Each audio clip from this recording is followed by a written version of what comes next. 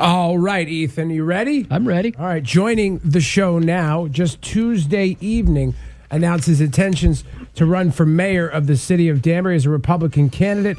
Dean Esposito on the phone. Dean. Hey, Dean.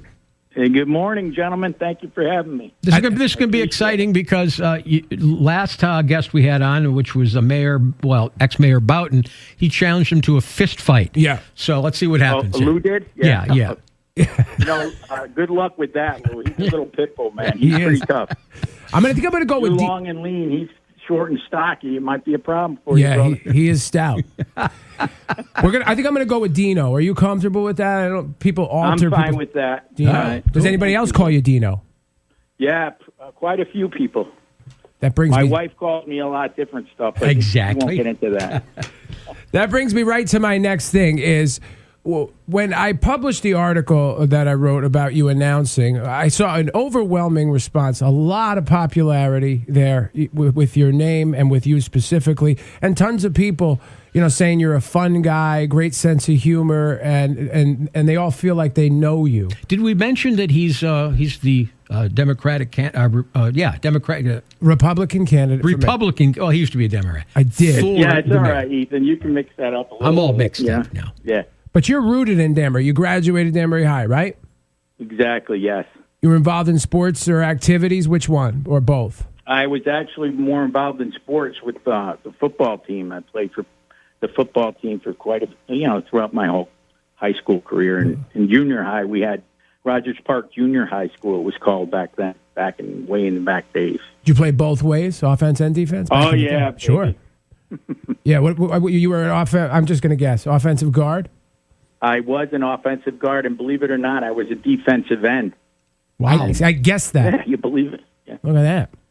Yeah. What college did you go? This is a getting to know you segment. So for folks who don't know you, we're just going to get all these boxes checked. Where did you go to college? Actually, I didn't go to college. I went to a technical school for, believe it or not, computer operations. Back in the day, I worked on reel-to-reel computer, IBM. Reel-to-reel? Bigger than the building you're in. Wow. That's awesome. That's awesome. So my staff still doesn't believe I was actually a computer operator because I peck away at the computer today. Now, Taylor is trying to keep you from me already. She's already doing her thing. Oh, my goodness. Here we go. Yeah, where she needs a degree of separation because I get out of hand, and I I get a little bit involved in your life. You've seen how this went with Mark and how it went with Joe. Are you comfortable taking our relationship to the next level? I feel comfortable, taking our relationship to the next level, Lou, as long as Ethan is involved because he's the rock. He's the Gibraltar. I like that. So I feel comfortable with dealing with you guys. I'm comfortable with that role. Yeah, because I boxed Ethan out of my relationship with Mark totally. Yeah, he did. With Joe, I let him involve. Sure. He was a little bit involved. Thank you. Yeah.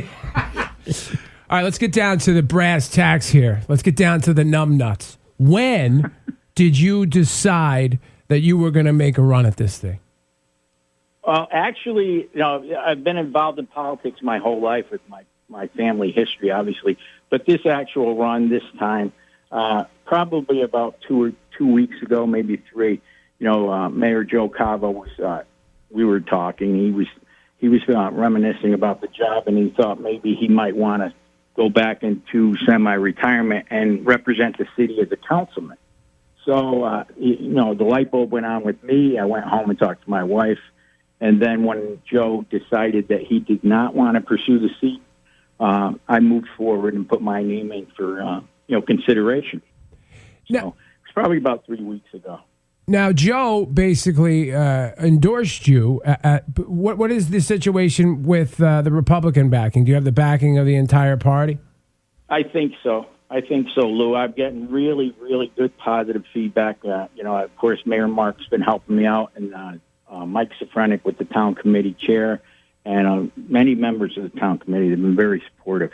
They're very supportive. So I feel really good. I feel really confident this time that I could, step forward and fill the shoes here. So I see a problem here, Dean. What is it? The problem is since Lou has moved to downtown Danbury, He walks the streets on a regular basis, and I think you're going to have to, the two of you have to do like a cage match or something as to who's going to be the king of the Danbury streets if you become mayor. I don't know. Lou does pretty well down the street. I saw him a few weeks ago. His beautiful wife walking down like he owned the place. Yeah, exactly. He's a little late at that day, but that's because people stop him, they shake his hand, they want their picture with him. That's bull. He lives up the street from where it was. No one stopped me. Let me ask you this: did you? Given the climate of America, really, and politics, COVID-19, if you take all those factors in, why do you want to do this? That's a great question. And again, I bring my wife into this conversation because she said the same thing, but she knows my passion. The reality of it is, gentlemen, that, the opportunity is now. I have my personal life is. Timing is everything in my personal life. Both my children, my daughter Chloe, my son Chase, are grown and on their own.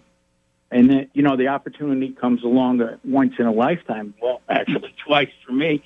But the reality is I've always had a passion for representing the people of this city. And I now have the opportunity to move to the next level.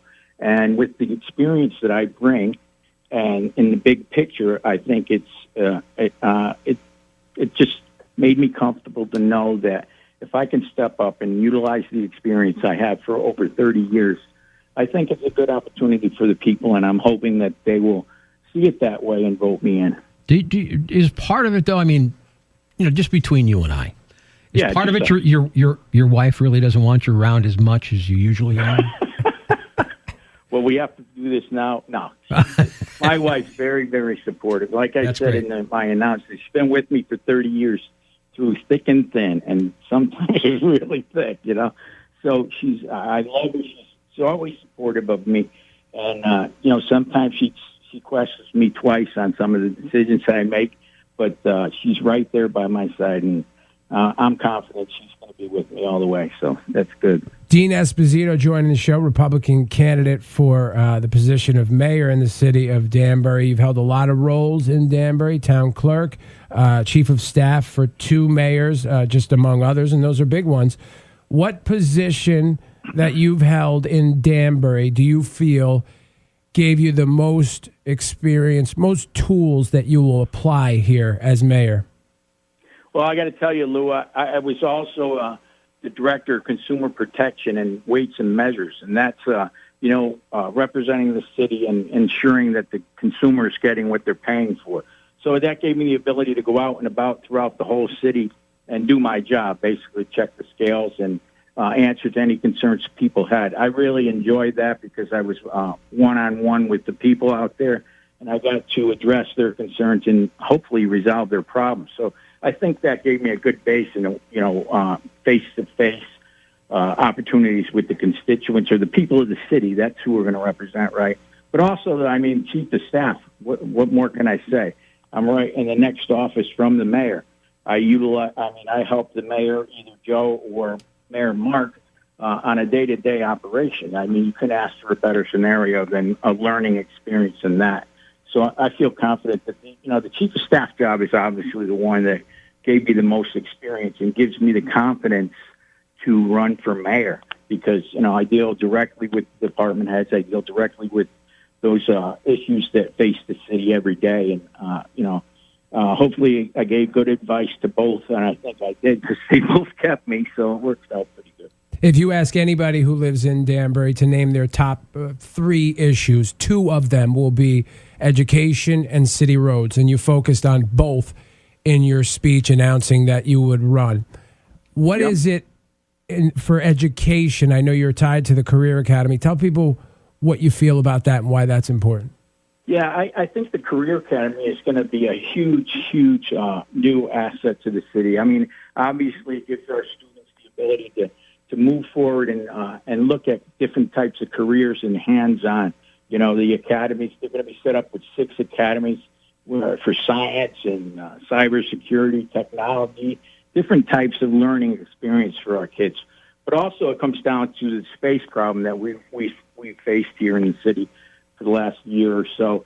It gives us the ability to open up both schools. I mean, the old high school give us more space, and then utilizing the new space for the, with the middle school and the high school kids up at the new location. And as far as the downtown and infrastructure, we're just kicking off that sidewalk project downtown, which is a huge project, and it's going to enhance the whole downtown area and help, revitalize the businesses that we're so desperately looking to help. We got through this COVID thing, so now we're just going to focus on rebuilding up the downtown, and try to give them the ability to open up and get up and running and bring in new people and new businesses. Do you know what a face battle is, Dean? A face battle. It is when Here we go. You see You see a person, right? And that person doesn't like you, and you can see it on their face, and they try to murder you with their eyes. I had a face battle at your press conference, and I saw... Lou, I did hear of this. It's the talk of City Hall. I heard about that battle. Yeah, this guy's name, I call him Frogman because of his resemblance to a frog, half man, half frog. And I can't find him. And I'd be able to pick him out, but all the photos are blurry, It's like when you try to take a picture of Bigfoot and it never comes out focused. Yeah. Do you know who Frogman is? Lou, I've been trying to address that issue for the past week. It's like I said, it's on the top of our priority list. We're going through COVID and a few other major projects we got going on. But, we are focused on that. And I do not have a name or a person to say at this point, but I know there's an internal investigation going on here at the City Hall to kind of figure out who that is for you, Lou. That is a perfect political explanation. Wait a minute. What about the rumors that you're going to give tax cuts to frog people? All right, stop it. What? Stop it. Hey, Lou, I'm running for mayor, right? Look, before we let you go, I feel I need to tell you this to be forthcoming. The Republican Town Committee actually asked Lou and I to talk to you because it's kind of like an interview process. And based on what we talked about will be decided as to whether you should be mayor or not. And that's none of that is true. Okay. Okay. Well, Dean, we could have gone on an hour with you. We're excited about the news and excited to get to know you better as the process goes on.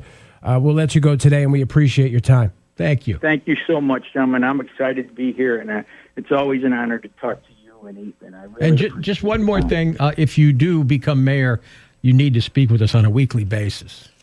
No problem. Okay.